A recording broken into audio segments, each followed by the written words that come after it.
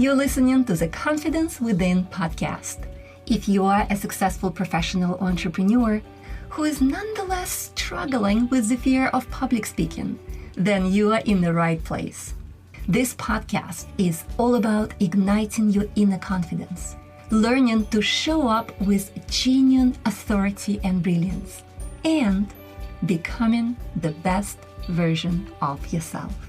I'm your host, Victoria Lesnyansky, and welcome to my show. Hello, and welcome to this episode of the Confidence Within podcast. Have you ever wondered how you could better manage those moments when there is conflict and tension in your workplace? Well, my guest today is John Faisandier from Wellington, New Zealand. John's fascinating life journey has taken him from serving as a Catholic priest to working with the U.S. Air Force in Antarctica to becoming a leading expert in emotional management in the workplace. John has spent a lot of his life researching, teaching, and practicing the skills that could help you manage your own emotions and emotional people around you. Trust me, this episode is packed with valuable insights that will change how you think about dealing with emotions in the corporate world and beyond. Please welcome John to the show. Hello, John. Thank you so much for being a guest on my podcast. Thank you for having me. Lovely to be here. Absolutely. And we have so much to talk about today. But I want to start with your story. You do have one of the most amazing life stories. There is so much that has happened. There are so many interesting moments. So I definitely want to start with that. But I also want you to tell us how having this incredible life led you to getting involved in managing emotions at work. Yeah, I guess I've always been interested in people and in how people relate and talk with each other and get into trouble with each other.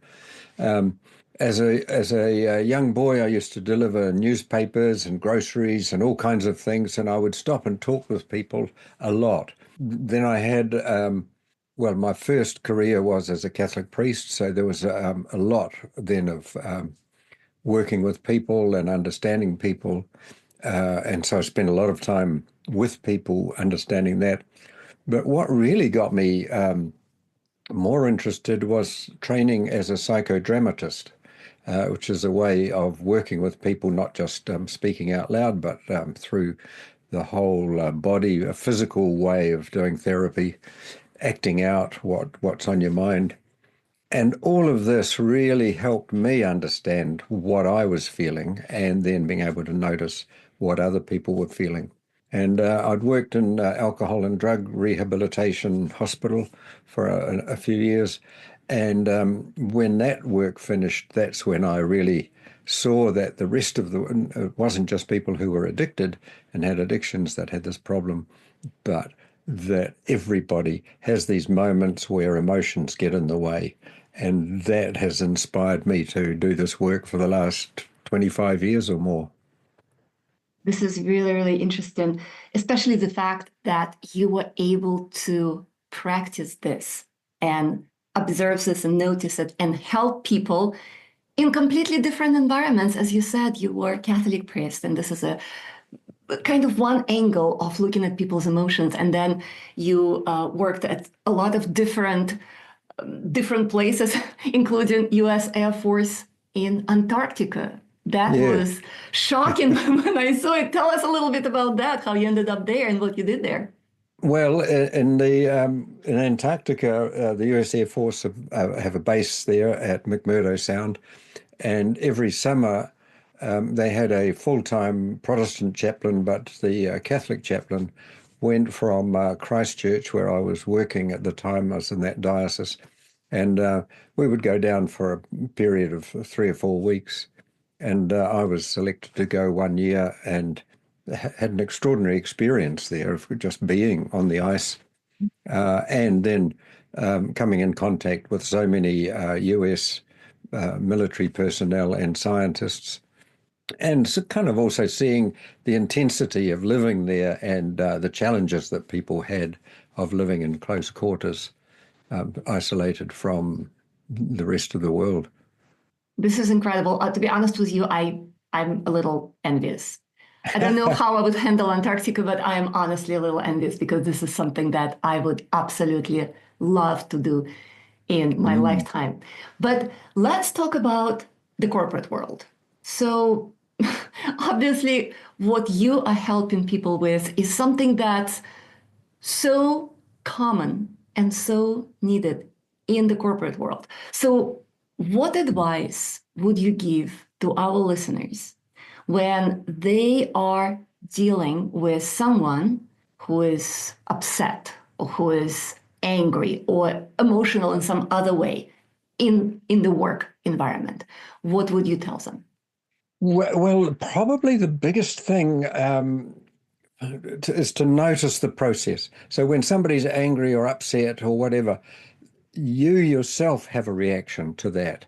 So kind of emotions are contagious. Actually, you can even catch them on the telephone. So wearing a mask doesn't help.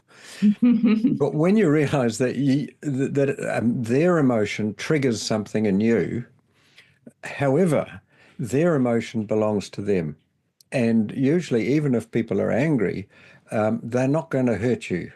And so the first thing to remember is realizing something's happening for you. How do you calm yourself down? And that's one of the things that I teach people and coach people to do. And this becomes very important, particularly for people leaders, managers and team leaders, and learning how to do this because you do get triggered. And when you first of all know how to calm yourself down, the biggest thing is to be able to acknowledge and label what the other person is might be feeling. And you do that in a tentative way, but it's a very powerful thing to do is to name your own feelings to yourself, not out loud, and then to be able to name and acknowledge what the other person's feeling. That will help them to calm down.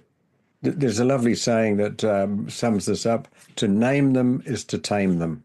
And if you name the feelings, there's a much better chance that you're taming them because feelings come from our whole life experience. So they're triggered, something triggers it now, but there's a whole lot of things that have happened in your previous life that affect the way you feel now.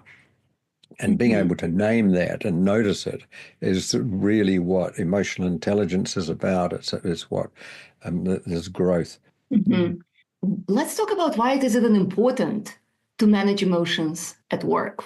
Well, emotional intelligence really is understanding yourself, your feelings, and the feelings of others, and being able to integrate those into kind of use those feelings in a functional way. That so often, when your feelings are very strong, your emotions are high, your rational brain doesn't work so well. And so to really run a good business or a team or to be able to think clearly, you want the rational part of your brain to be working. And so, but when emotions are high, your brain doesn't work quite so well. And so that's why it becomes very important to be able to kind of notice, manage, and live with these complex feelings that can arise. So, if let's say I'm at work, I'm doing my job, and my boss is a very emotional person who gets angry very easily and he starts, let's say, yelling at people all around him. So, the first step, as you mentioned, is to give it a name. Well, to give yourself what your reaction to give that a name. So Mm. it might be, I am scared. This feels like I feel like a little child. I feel like a little girl, a little boy. Being able to name that for yourself, because once you notice that you're feeling like a little child, you say, "But I'm not. I'm actually an adult, and I can manage this." So it allows you to do that. It also then, when you notice that something is distressing your boss, and what happens in a lot of business situations is people fail to manage up. They can manage down. If I'm a manager of a team, I can manage the team members, but can I manage my boss? and can I manage my boss's boss?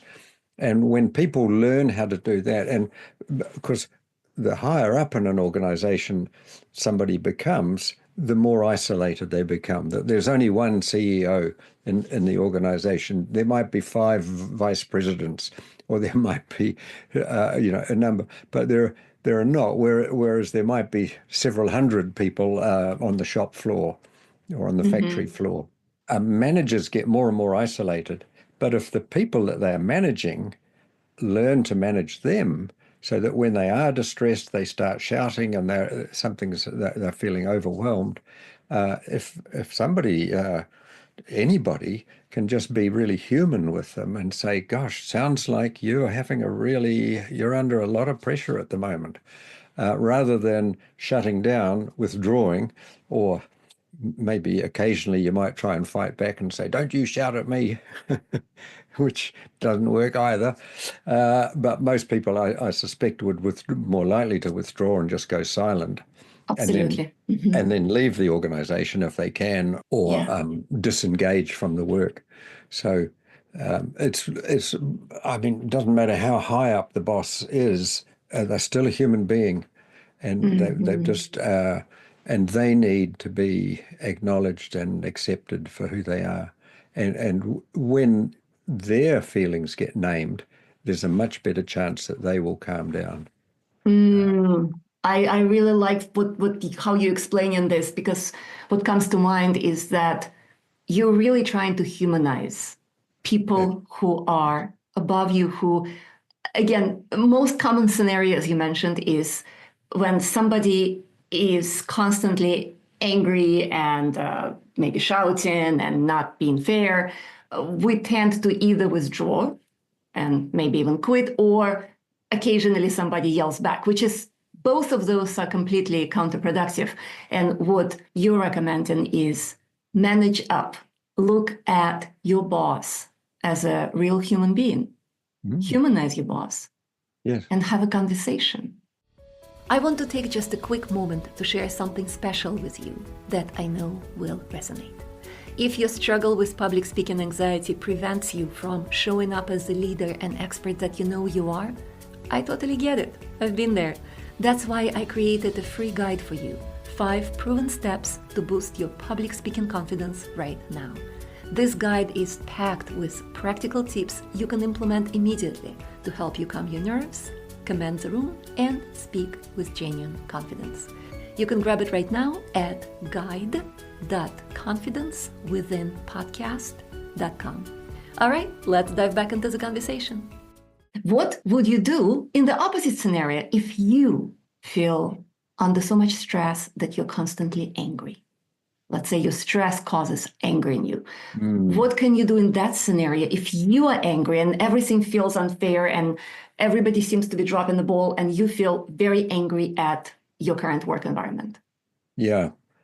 Well, of course, the world is a very unfair place, and it's all, like everybody else is under stress. That if they are dropping the ball, then they, for whatever reason, are under stress, even if it looks like they're just laid back and lazy, which would be labeling them or judging them, as opposed to tuning into what they might be feeling. But for you, when you're in this situation, what I say to people is to take a bath. And bath stands for BATH. First of all, breathe. We might fail to realize just how strong and important deep breathing is. As well as getting more oxygen to your brain, it also activates the parasympathetic nervous system, which is a fancy word for saying a sympathetic nervous system would be if somebody else is fighting or causing problem, I fight back.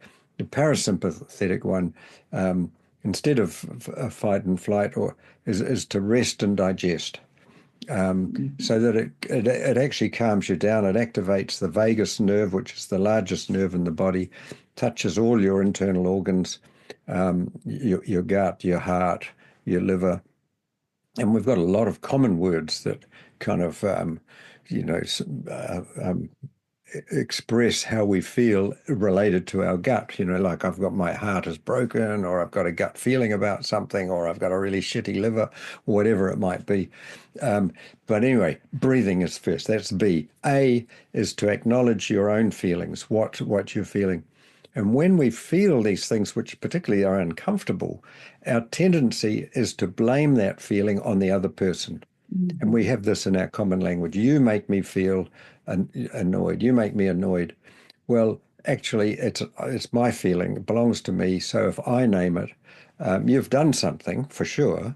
But my response to what you've done is that I feel angry, annoyed, upset, whatever it might be. But that's my feeling. It belongs to me.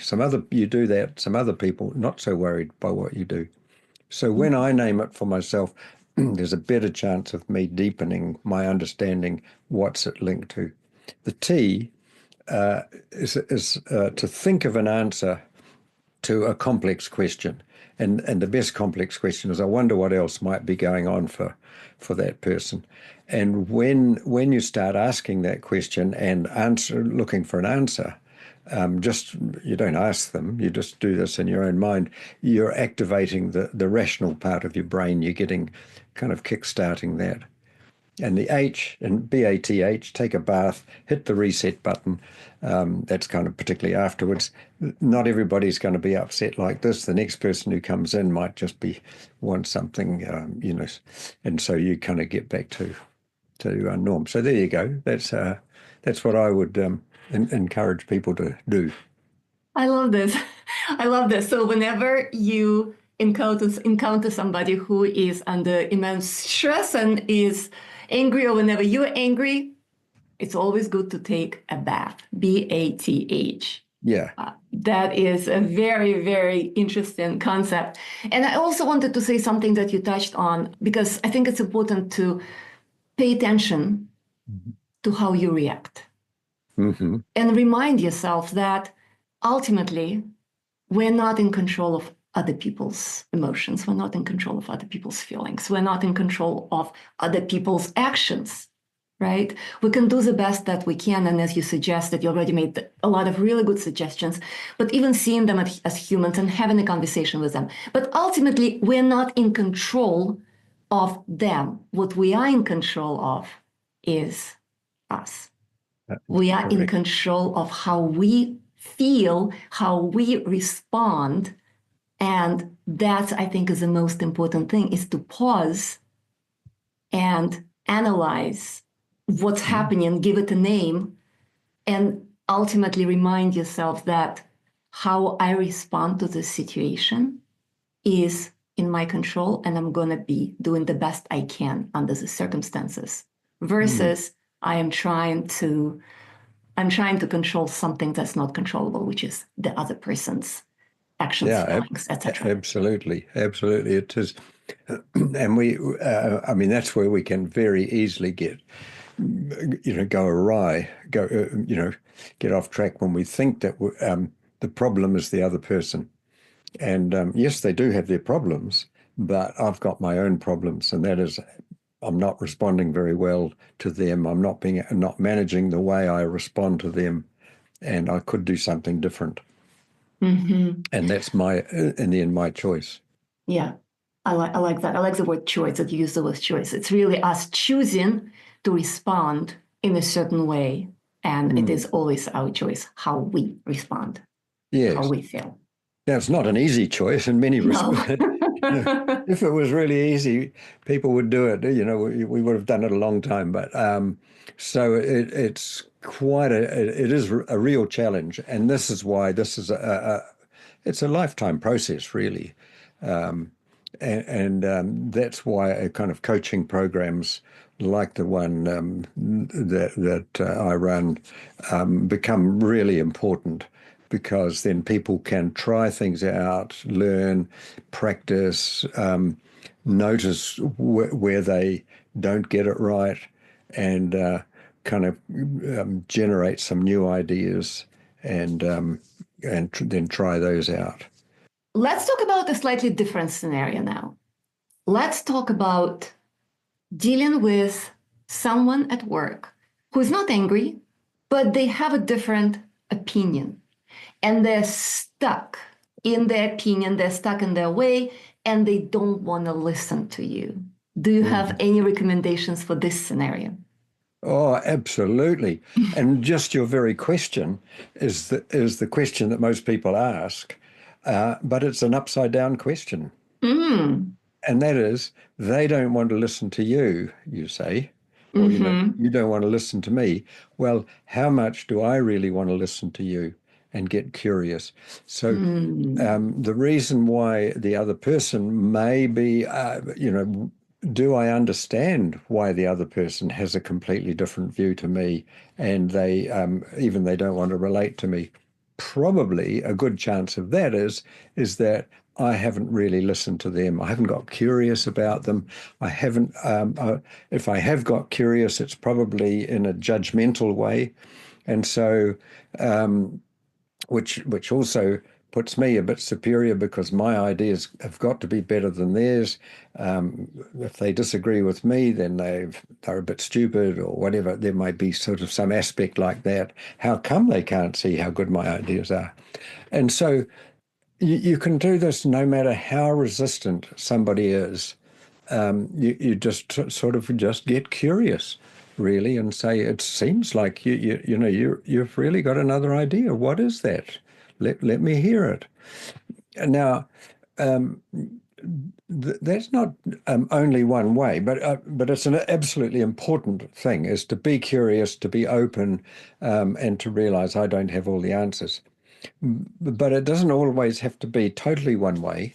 So what about you tell me, for let's say the next 10 minutes, I can ask you questions about what your ideas, and then if I then have the next 10 minutes and you can ask me lots of things about my ideas.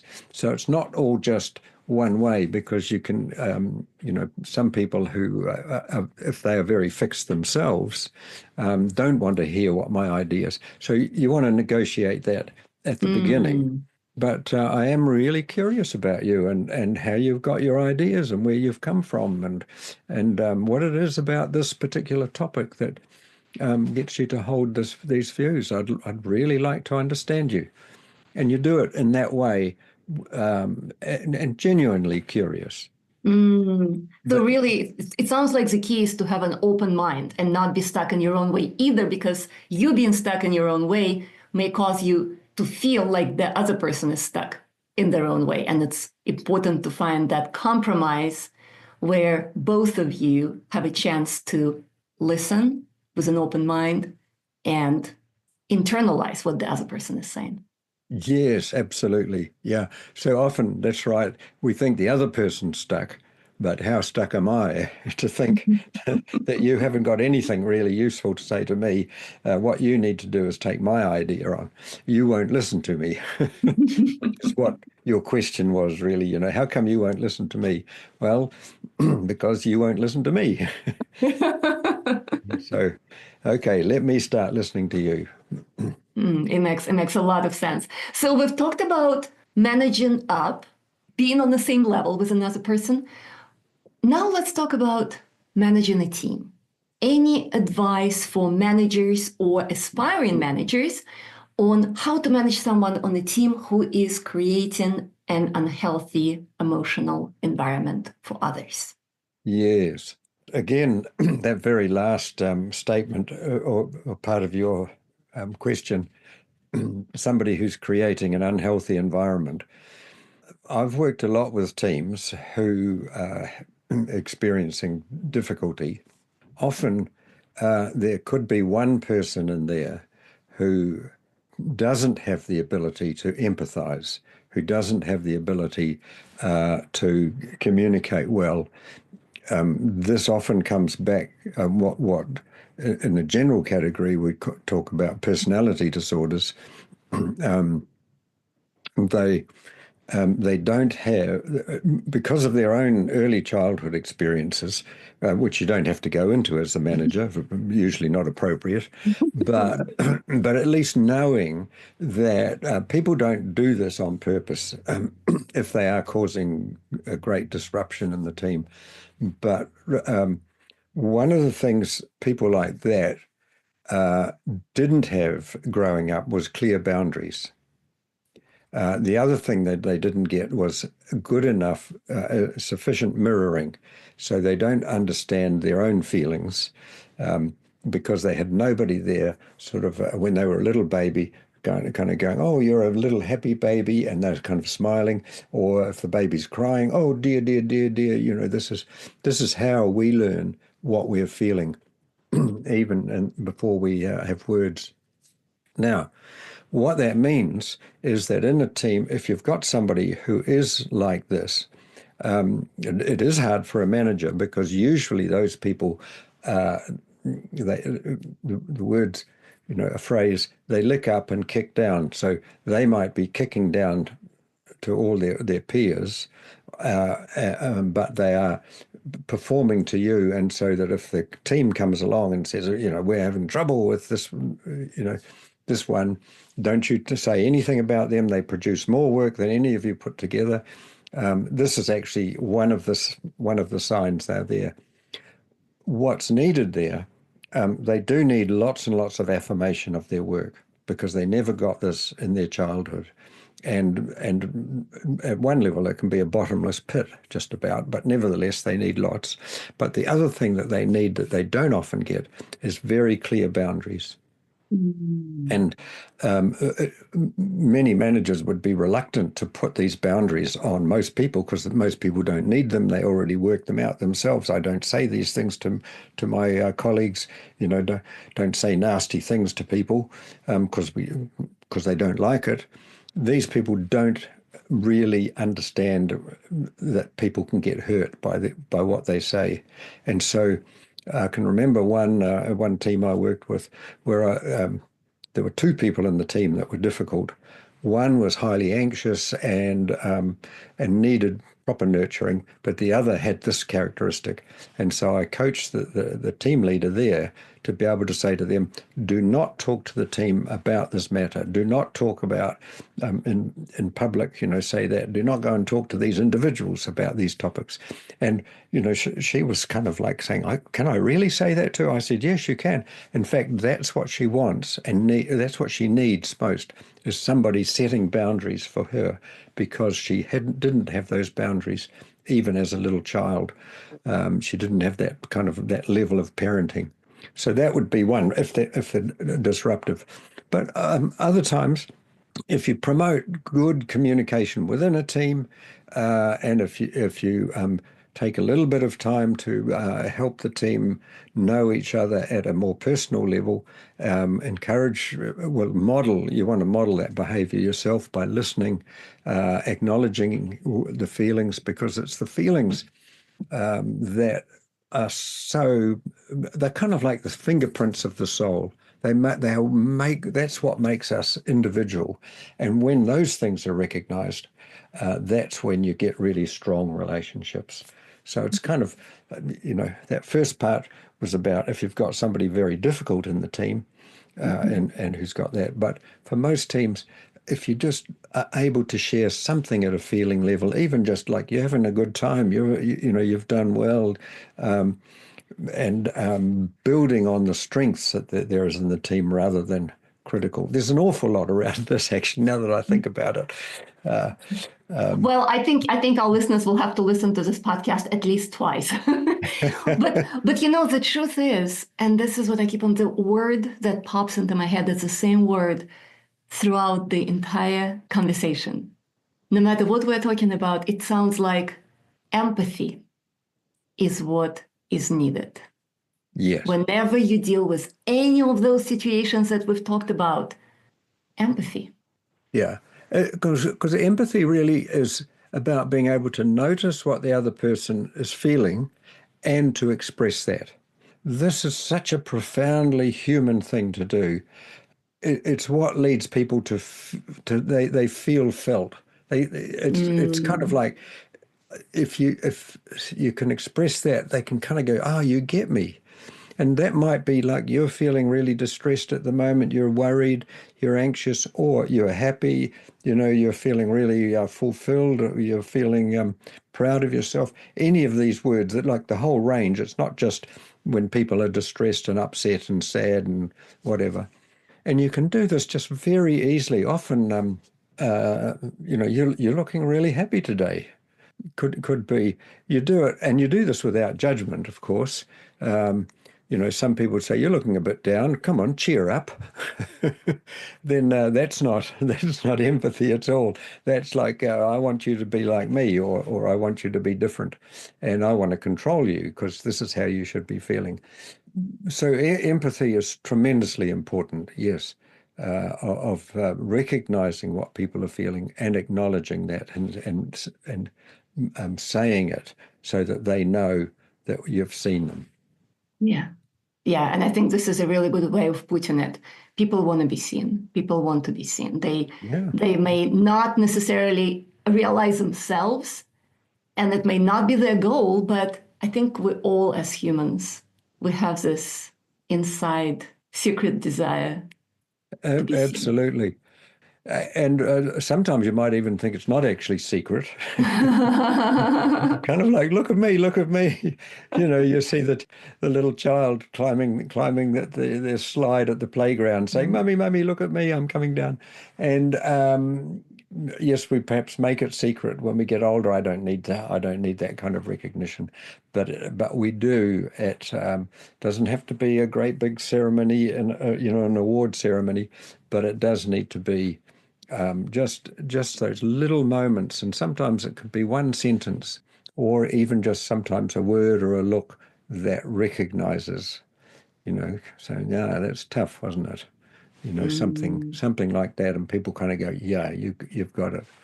You don't need to fix, feelings don't need fixing. That's the other thing, actually. And this is where a lot of people get into difficulty. New managers, even managers have been doing it a long time, thinking that feelings need fixing. They don't. They simply need acknowledgement. And because they are neither good nor bad, in fact, feelings tell us something that about ourselves, tell us about our values. They tell us what's important. So, I feel sad that somebody's left. Well, that tells me the importance of my relationship with them, my connection with that person, that I feel sad. So sadness is a good feeling. So feelings in that sense, they're neither good nor bad. We often think, oh no, I'm feeling bad because I feel like this. But actually, in a sense, all feelings are good because they tell us something about ourselves.